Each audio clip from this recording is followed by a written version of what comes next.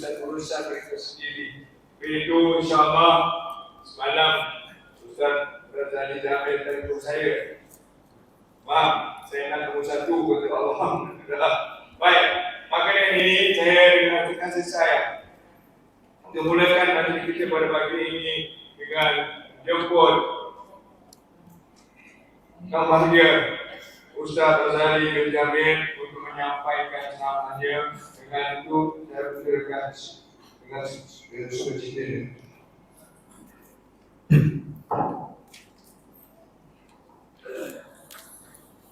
Assalamualaikum warahmatullahi wabarakatuh. Bismillahirrahmanirrahim. Alhamdulillahi rabbil alamin. Nahmaduhu wa nasta'inuhu wa nastaghfiruh. Wa na'udzu billahi min syururi anfusina wa min sayyiati a'malina. May yahdihillahu fala mudilla lahu wa may yudlilhu fala hadiya lahu. Asyhadu an la ilaha illallah wahdahu la syarika lah wa asyhadu anna Muhammadan abduhu wa rasuluh. Subhanaka la ilma lana illa ma 'allamtana innaka antal alimul hakim. Qala rabbi shrah li sadri wa yassir li amri wahlul 'uqdatam min lisani yafqahu qawli wa la haula wa la quwwata illa billahil aliyil azim. Amma ba'd. Qala Allah Ta'ala fil Qur'anil Karim wa huwa asdaqul qailin. A'udzu billahi minasyaitonir rajim. Wa idza qila lahum ta'alu ila ma anzalallahu wa ila ar-rasul ra'aital munafiqina yasudduna anka sududa. Wa qala an-nabiy sallallahu alaihi wasallam la yastaqimu imanul 'abdi hatta yastaqima qalbuhu wa la yastaqima qalbuhu hatta yastaqima lisanuhu atau kama qala an-nabiy sallallahu alaihi wasallam. Yang berusaha ayahanda pengurusi majlis Tuan Haji Ridwan, begitu juga ahli jawatankuasa Masjid Bagan, yang berbahagia Tuan Guru kita yang pada pagi ini belum sampai lagi, ya, dan moga-moga diizin oleh Allah Subhanahu Wa Taala untuk sampai bersama-sama dalam program kita pada pagi ini, insya-Allah. Tuan-tuan, para alim ulama, ustaz-ustaz, ustazah-ustazah, tuan-tuan guru, muslimin dan muslimat yang dirahmati Allah. Syukur kita kepada Allah kerana dengan izin daripada Allah pada pagi ini kita dipertemukan oleh Allah dalam majlis haul Syekh Abdul Qadir Jalani, yang juga merupakan majlis ilmu dan majlis zikir. Kalau ikut jadual saya, tuan-tuan, hari ini saya tidak ada kat sini. Dan jadual saya pada pagi ini adalah motivasi kepada para pelajar di Madrasah At-Taqwa Kampung Muhibah Peserai sepatutnya. Tetapi dengan izin Allah Ta'ala yang menguruskan jadual, dia adjust. Jadi saya akan ke sana pukul 11 pagi. Jadi setelah saya bersama-sama dengan tuan-tuan pada pagi ini, dengan izin Allah Ta'ala, jadual saya dapat bersama-sama dengan tuan-tuan yang asalnya bertemu dengan ayahanda Tuan Haji Ridwan ni dekat Masjid Aitang. Dia pun sebut dijemput datang ke Bagan. Izin Allah pada pagi ini dapat bersama-sama dengan tuan-tuan. Itu bukan perancangan manusia, perancangan Allah Subhanahu Wa Taala. Wa makaru wa makarallahu wallahu khairul makirin. Kita ni merancang, Allah juga merancang, tetapi rancangan Allah Ta'ala itulah sebaik-baik perancang. Jadi Alhamdulillah pada pagi ini kita dapat bersama-sama.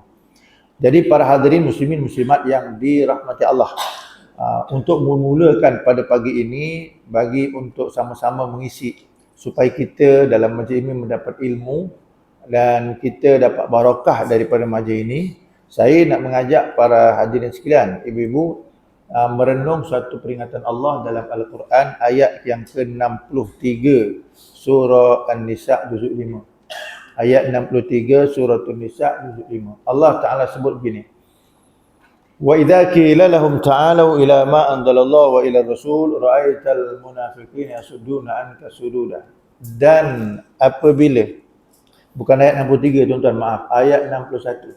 ayat 61. Wa idza qila lahum ta'alu ila ma anzalallah, dan apabila dikatakan kepada mereka itu ta'alu, marilah, ila ma anzalallah, mengikut hukum yang diturunkan oleh Allah, wa ila rasul, dan mengikut hukum yang diturunkan kepada Rasul, ra'aital munafiqina yasudduna anka sududa, maka kamu akan melihat orang-orang yang munafik itu menentang dengan sekeras-kerasnya.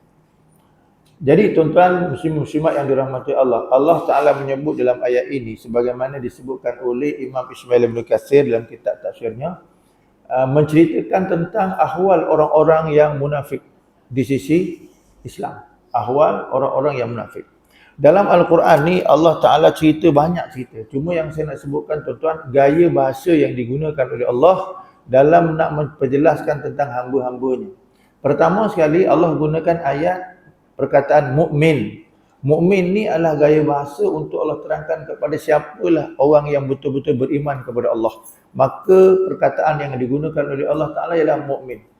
Kemudian golongan kedua yang Allah Ta'ala nak terangkan kepada kita ialah golongan yang memang tidak beriman, ataupun dalam bahasanya, dalam bahasa Melayu lain, non-Muslim. Maka Allah gunakan perkataan kafir. Iman, mukmin satu, kemudian yang dua kafir. Tetapi Allah Ta'ala akan terangkan yang ketiga, golongan nombor tiga. Dia tidak mukmin dan tidak kafir. Dia tidak mukmin, tidak kafir. Maka Allah Ta'ala gunakan ayat dalam Al-Quran ialah munafik. Nak fahamnya macam ni lah tuan-tuan. Nabi ada sebut, dia kata innal halalu bayyinun wa innal haramu bayyinun. Sesungguhnya halal tu nyata, haram tu nyata. Kita ni bila sebut halal haram mudah. Halal tu nyata, haram tu nyata. Tetapi Nabi kata wa bainahuma, antara halal dengan haram itu umur mustabihat, ada benda-benda yang syubhat. La ya'lamuhun katsirun minan nas, yang ramai orang tak tahu. Jadi kalau halal ni orang tahu, haram tu orang tahu, tapi syubhat orang tak tahu. Macam itulah kisahnya, mukmin itu orang tahu, kafir tu orang tahu, tetapi tengah-tengah tu, tengah-tengah ni dipanggil munafik, iaitu orang yang munafik. Jadi apa yang saya nak pertegaskan pada pagi ini ialah soal masalah keyakinan akidah kita kepada Allah. Akidah kita kepada Allah, kita mesti bersikap sebagaimana orang yang mukmin, tidak boleh bersikap sebagaimana orang yang kafir maupun orang yang munafik kepada Allah. Orang yang munafik.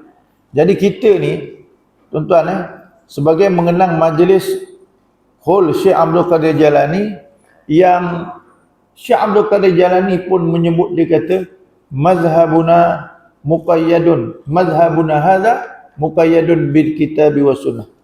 Mazhabuna hadza muqayyadun bi usulil kitabi was sunnah. Maksud dia apa? Mazhab kami, maknanya pandangan kami, pegangan kami terikat dengan dasar-dasar Al-Quran dan hadis Nabi sallallahu alaihi wasallam. Jadi apa juga kita berada, di mana majlis juga kita berada, maka asas kita disebutkan oleh Syekh Abdul Qadir Jalani sendiri. Dia kata apa? Mazhabuna hadza muqayyadun bi usulil kitab was sunnah. Mazhab kita terkait, terikat dengan dasar-dasar Al-Quran dan hadis Nabi sallallahu alaihi wasallam. Jadi oleh kerana Syekh Abdul Qadir Jalani sendiri pun sebut macam tu, maknanya kita tak boleh lari daripada Al-Quran dan hadis Nabi sallallahu alaihi wasallam. Maka dalam Al-Quran menyebutkan tentang keyakinan, kepercayaan. Sebab kadang ada orang dia mampu berzikir, tetapi dia punya akidahnya tak betul. Ada juga begitu. Mampu dia sembahyang, tapi akidahnya tak betul. Jadi justru itu tuan-tuan muslimin muslimat yang dirahmati Allah, kalau kita perhati perintah Nabi berupa sembahyang, puasa, zakat, haji dan seumpama dengannya, semuanya Allah Subhanahu wa taala turunkan kepada Nabi kita Muhammad sallallahu alaihi wasallam pada tahun yang ke-50 daripada umur Nabi. Saya sebut balik tuan-tuan. Ulama sebut sembahyang, puasa, zakat, haji semuanya diturunkan oleh Allah kepada Nabi setelah Nabi umur 50 tahun. Umur Nabi 50 tahun barulah diwajibkan sembahyang. Orang hari ni sembahyang betul-betul orang kata kentang lah tuan-tuan kan. Umur 50 tahun.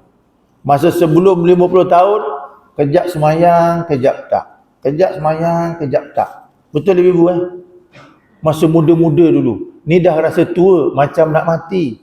Baru tu yang kadang rajin tu. Jadi zaman Nabi SAW, syariat semayang ni umur 50 tahun.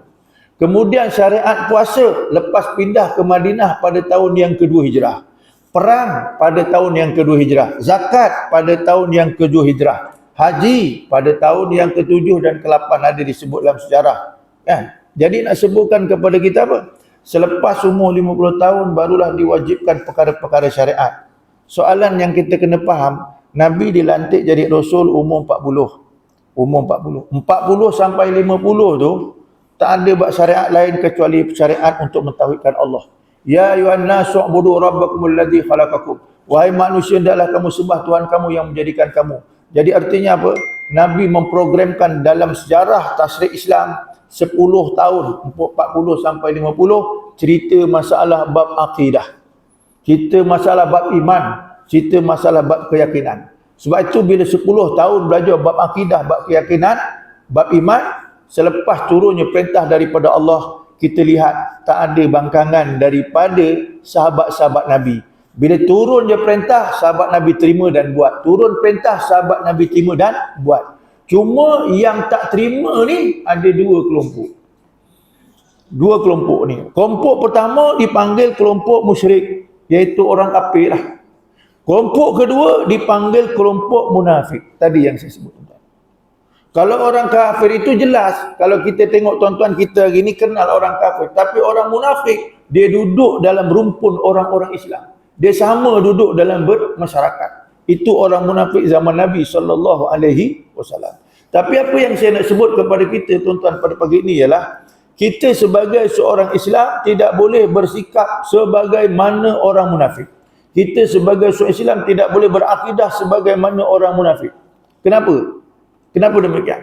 Sebabnya tuan-tuan, orang munafik ini pertama, kalau kita lihat di hari akhirat, dia tak akan duduk sama-sama dengan orang beriman. Dia duduk bersama-sama dengan orang kafir. Walaupun dekat dunia ni dia tak satu taman dengan orang kafir, tak sekampung dengan orang kafir, tak serumah dengan orang kafir, tetapi di hari akhirat besok dia sama-sama dengan orang kafir. Boleh dirujuk dalam ayat Quran ayat 140 surah An-Nisa juzuk yang kelima. Allah Ta'ala kata, innallaha jami'ul munafiqina wal kafirina fi jahannam jami'ah. Sesungguhnya orang-orang yang munafik itu dikumpulkan oleh Allah Ta'ala dalam neraka jahanam tu jami'ah, sama-sama. Jadi kalau kita lihat tuan-tuan, Quran mengatakan walaupun orang kafir ini kita tahu orang munafik tu berbeza dengan orang kafir, tetapi di hari akhirat dia duduk tempat yang sama. Walaupun dia duduk dekat dunia tak sama, taman lain, kampung lain, kan? Tuan-tuan, kita tengok orang munafik pergi masjid tak? Pergi tak? Apa pula orang tak pergi masjid? Quran mengatakan wa idza qamu ila sholati qamu kusala yura'una an-nasa wa la yazkuruna Allah illa qalila. Ini juzuk yang kelima, ayat yang ke-144 atau 143 surah juzuk 5 surah An-Nisa. Dia kata apa? Orang-orang munafik dia kata sembahyang. Masa zaman Nabi dia sembahyang juga, kira sembahyang pergi masjid juga, kan? Wa idza qamu ila shalah, tak cumanya sembahyangnya qamu kusala, sembahyangnya malas, bukannya rajin. Dia sembahyang tu kenapa? Supaya orang tak kata dia tu tak Islam. Supaya orang kata tu Islam. Bila sembahyang dia pergi masjid juga, dia pergi hall juga. Faham tuan-tuan? Cumanya apa dia? Orang munafik ini akidahnya tak betul. Tak betul kenapa? Kulitnya Islam, hatinya kafir.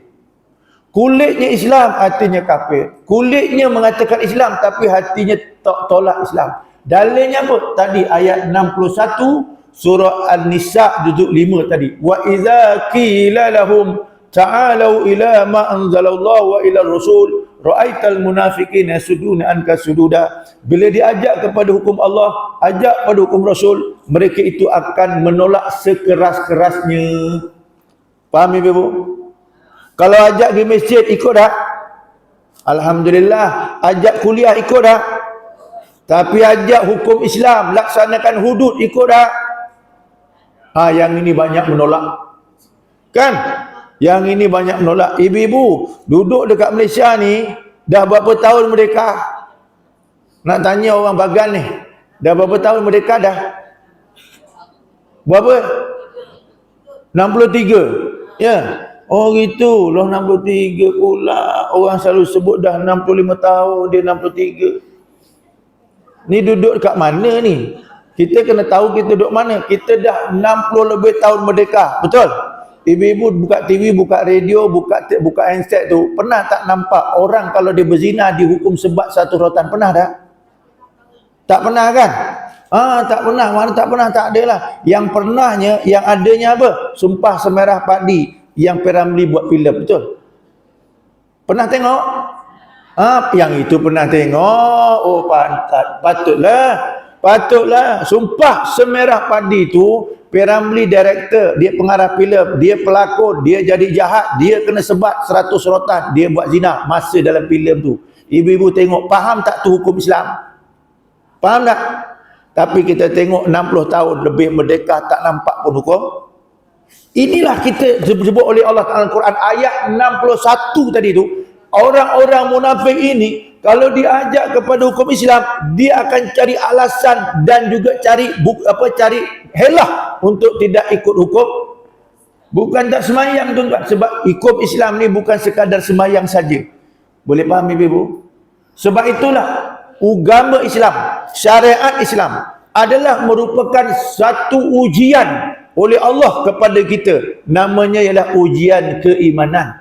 Kita sanggup ataupun tidak menerima perintah daripada Allah Subhanahu wa Ta'ala. Sebab itulah ibu-ibu dan bapa sekalian, kita sebagai orang yang ahli zikir, maka hukum Allah Ta'ala ni kena ingat betul-betul. Kalaulah kita hanya terima semayang tapi hukum Islam yang lain tak terima, bimbang-bimbang kita jatuh dalam pendirian orang-orang yang munafik kepada Allah Ta'ala. Bila munafik kepada Allah Ta'ala, di hari akhirat duduk dalam neraka, tak duduk dalam syurga. Boleh faham tuan-tuan? Tu. Inilah yang kita kena faham elok-elok, apa yang disebutkan oleh Syekh Abdul Qadir Jailani, mazhabuna hadza muqayyadun bi usulil kitab wa sunnah. Kita punya pandangan, kita punya syariat terkait ataupun terikat dengan Al-Quran dan hadis Nabi sallallahu alaihi wasallam. Memang kita tak boleh lari daripada Al-Quran dan hadis Nabi sallallahu alaihi wasallam. Tetapi dalam Al-Quran bukan cerita pasal semayang aja, bukan cerita pasal puasa saja, bukan cerita pasal zakat saja, bukan cerita pasal haji saja. Segala hukum hakam yang lain ada di dalam Al-Quranul Karim. Jadi artinya, kalau kita lihat tuan-tuan, kita duduk lama dah dekat negara kita, tetapi kita tak nampak pula undang-undang Islam yang lain. Faham? Faham tu? Jadi artinya apa? Kita sebagai seorang Islam kena bertanggungjawab untuk sama-sama. 1, belajar. 2, faham. 3, beramal. 4, menyebarkan untuk orang lain tahu. Itu kepentingan ataupun tanggungjawab kepada diri kita. Boleh faham ibu-ibu? Bimbang-bimbang besok di hari akhirat. Bimbang-bimbang besok di hari akhirat. Kita pagi ni duduk siang dah pagi ni dekat masjid pun masih pasang lampu lagi. Kan? Kerana kita rasa tak cukup terang. Tu. Siang-siang ni ada matahari tapi kita pasang lampu. Tetapi dalam Al-Quran menyebutkan orang-orang yang munafik, yang akidahnya munafik, mereka dalam keadaan gelap, lampu pun tak ada. Lampu pun tak ada. Tuan-tuan boleh rujuk dalam Al-Quran surah Al-Hadid. Ya, surah Al-Hadid. Kalau tak silap saya ayat 13 sampai 15, kalau tak silap tuan-tuan. Ayat itu menyebutkan, dia kata, wa yaqulul munafiquna wal munafiqatu lil ladzina amanu dzuruna naktabis min nurikum qila irji'u wara'akum faltamisu nura. Allah Ta'ala kata dalam Quran, dan ketika mana besok berada di padang mahsyar, seluruhnya yang berada di padang mahsyar ini, di sana maka orang-orang munafik lelaki dan orang-orang munafik perempuan, dia akan cari orang beriman. Orang munafik lelaki dan orang munafik perempuan ini dia akan cari orang beriman. Apa tujuan dia cari? Dia akan jumpa dengan orang beriman, dia kata, "Unduruna naktabis min nurikum." Orang munafik kata apa? "Wahai orang beriman, tunggu, aku nak tumpang cahaya kamu. Aku nak tumpang cahaya kamu." Bila kata nak tumpang, maknanya dia terang ke gelap? Gelap, kan? Orang munafik di padang mahsyar dalam keadaan kegelapan. Bayangkan kita siang-siang hari ini lampu pun hidup lagi. Seolah-olah tak berapa nak nampak. Betul, Mam? Kan? Kita rasa ni macam gelap duduk dalam masjid tu. Ini siang-siang hari. Tetapi Quran menyebutkan orang munafik di dalam kegelapan. Dia tanya dengan orang beriman, "Unduruna naktabis min nurikum." Tolong aku minta cahaya kamu. Tunggu kami nak minta cahaya kamu. Nak tumpang. Dia gelap, minta cahaya orang beriman. Apa kata orang beriman jawab? "Qila rji'u wara'akum faltamisu nura." Orang beriman akan jawab, "Cuba bertengok kat belakang tu kalau ada." Faham, tuan-tuan? Dia minta cahaya, kita minta tumpang. Tapi kita jawab, "Pergi tengok belakang kalau ada." Dia pun pergi ke belakang. Jumpa kat belakang, dia kata, "Qila rji'u wara'akum." Kau pergi belakang lagi tengok. Jumpa orang belakang kata, "Pergi belakang lagi." Jumpa orang belakang, pergi belakang lagi. Last jumpa belakang, neraka terus. Jadi artinya, tuan-tuan, ibu-ibu sekalian, orang munafik ini, dia di hari akhirat gelap. Kenapa gelap di hari akhirat? Sebab di atas muka dunia, akidahnya gelap. Akidahnya kufur kepada Allah Subhanahu Wa Taala. Sebab itulah dia gelap besok di hari akhirat. Sebab itu, tuan-tuan, iman kita ni boleh menerangi kita besok di hari akhirat. Kalau iman kita tak betul, sebagaimana orang munafik, gelaplah kita. Sebab itulah, tuan-tuan, ibu-ibu sekalian, apabila kita duduk dalam majlis ilmu ni, sama ada kita suka ataupun tak suka, sama ada kita faham ataupun tak faham, sama ada kita reti ataupun tak reti, kita latih diri kita untuk faham. Kita latih diri kita untuk reti. Kita kena latih diri kita. Sebab kita ni manusia yang musuhnya ramai. Kita ni manusia, musuhnya ramai. Berapa musuh kita? Pertama, musuh kita ni nafsu kita sendiri. Tu musuh kita. Nafsu kita adalah musuh kita. Nombor 2, setan tu musuh kita. Nombor 3, siapa musuh kita? Anak bini kita musuh kita. Macam ibu. Kalau suami, anak bini dia. Kalau isteri, suami dia. Macam ibu-ibu setuju dengan saya? Setuju? Oh, nak kata setuju tu. Macam tuan-tuan setuju tak? Inna min azwajikum wa auladikum aduwwan lakum fahdaruhum. Allah Ta'ala kata, sesungguhnya isteri-isteri kamu dan anak-anak kamu aduwwan lakum, musuh bagi kamu. Allah kata. Macam, tuan-tuan, Allah kata isteri dan anak itu musuh bagi kamu. Kalau isteri, suami dan anak musuh bagi, ni bukan jenis musuh yang dimusuhi, ini jenis musuh yang disayangi. Faham, ibu? Musuh yang disayangi. Sahibul Fadilah, Tuan Guru ayah dia sampai. Alhamdulillah. 77 tahun handsome lagi, tuan-tuan. Masih cergas lagi. Saya anak murid dia. Like teacher, like student. Kan? Itu pun dah rasa tua dah. Baik. Dan Sahibul Fadilah Ustaz Wahid, sahabat saya, pun masih muda lagi. Bukan sekadar muda, muda belia. Tu. Saya dah kira muda tua, dia muda belia. Kenapa, tuan-tuan? Dia punya janggut tak ada pun uban, saya punya janggut dah beruban. Itu. Kalau Pak Kiai memang uban semua. Jadi, tuan-tuan yang dirahmati Allah, yang saya nak sebut jelas, iman orang munafik tidak diterima oleh Allah Subhanahu Wa Taala. Iman orang munafik tidak diterima oleh Allah Subhanahu Wa Taala. Sebab itu kita kena hati-hati. Kita kena sentiasa duduk dalam majlis ilmu. Kita kena sentiasa berdamping dengan guru. Untuk apa? Memberi peringatan. Sebab itu musuh dalam diri kita, tuan-tuan, pertama nafsu. Yang kedua, musuhnya setan. Yang ketiga, anak isteri kita juga musuh dari musuh kita juga. Kadang-kadang kita nak buat ibadat, kita dikacau oleh nafsu kita. Kadang-kadang nak buat ibadat, dikacau oleh setan. Kadang-kadang nak buat ibadat, dikacau oleh anak dan isteri. Nak pergi hall ni tuan-tuan, nak pergi hall. Bini kata tak payahlah bang, saya seorang aja nak rumah ni. Kan? Bini kata saya seorang aja ni. Agak-agak pergi tak? Tak pergi. Bini kata dia seorang-seorang. Nanti siapa kalau apa-apa saya tak ada orang nak tunggu. Lah suami dibagi hujah macam tu tak pergi tuan-tuan. Bini pun sama juga. Bini aktif nak pergi. Ya, suami gaut tak boleh pergi. Kan? Suami kata ni kan kalau aku go out siapalah nak tengok aku. Tak jadi.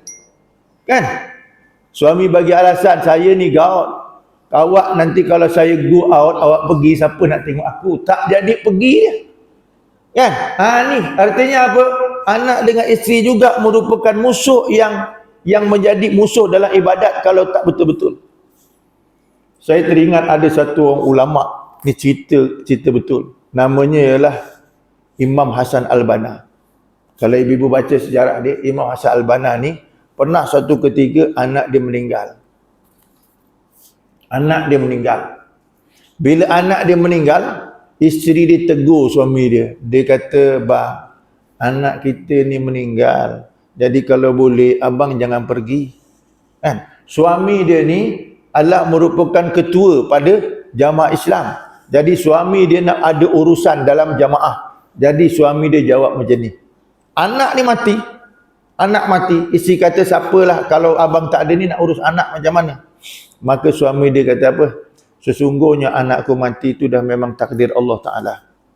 Dan menguruskan jenazah ni pula di fardu kifayah. Ada orang lain urus. Tetapi menguruskan Islam fardu ain. Maka aku kena pergi menguruskan Islam. Anak aku ada orang lain uruskan. Macam ibu-ibu, agak-agak kalau kita, macam mana? Suami gaut pun tak pergi, bukan go out lagi tuan-tuan. Kan?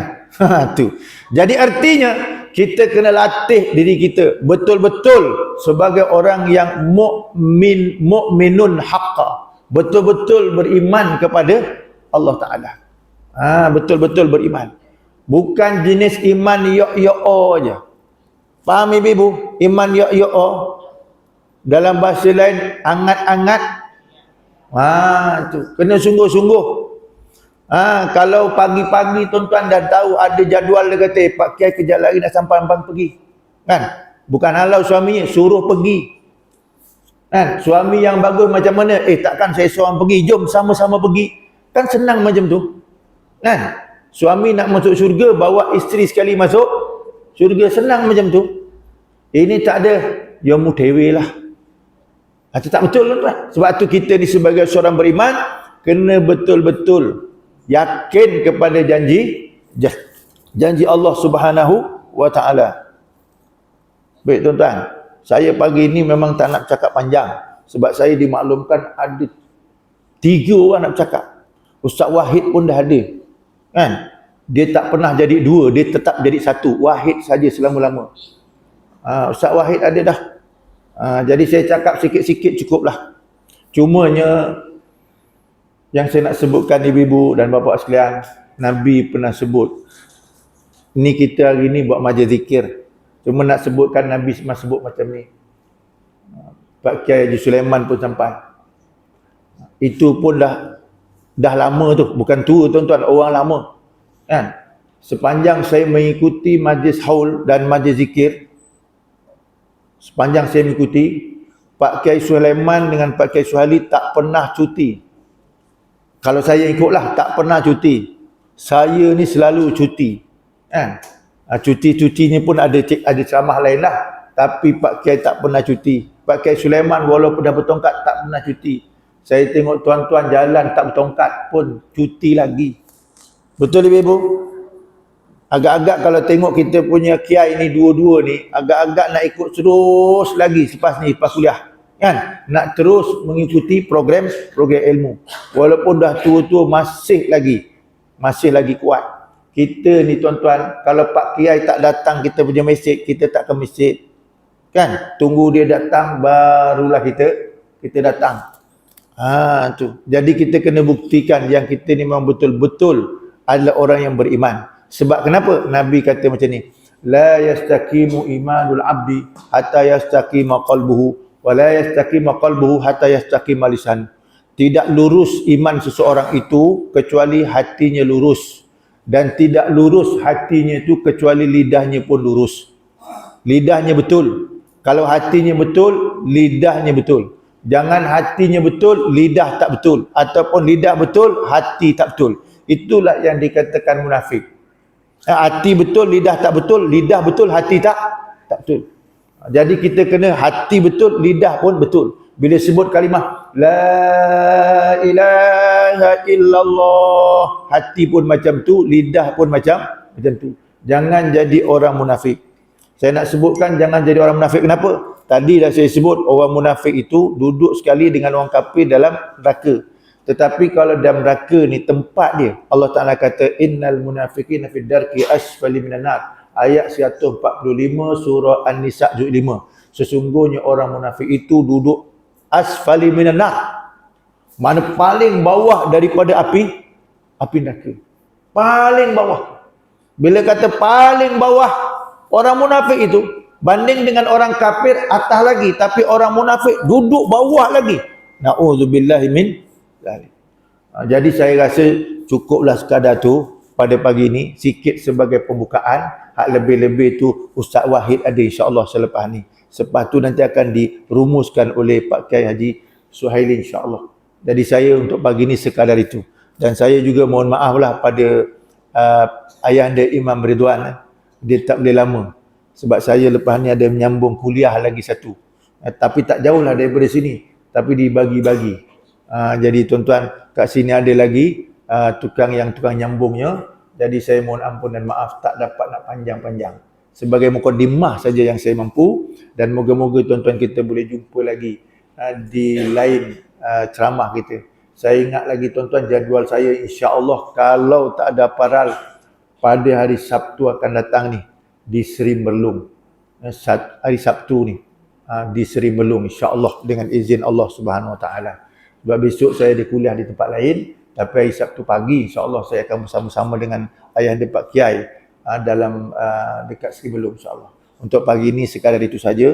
Aku qauli hadza wa astaghfirullah li wa lakum. Assalamualaikum warahmatullahi wabarakatuh.